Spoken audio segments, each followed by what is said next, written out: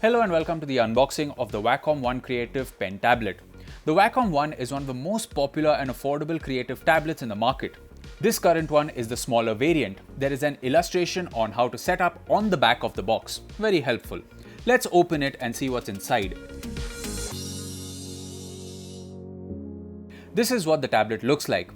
This one has a dual color scheme, black at the top and red on the other side. It is also very lightweight. It is very beautifully wrapped in plastic. We really don't want to take it off right now. Let's see what else is in the box. There is a micro USB charging cable. There are a couple of cable ties as well. Nice touch. Next we have the stylus. This is a battery-free plastic stylus. This is configurable. This is also very pressure sensitive. Let's go back to the box. This is a quick setup guide.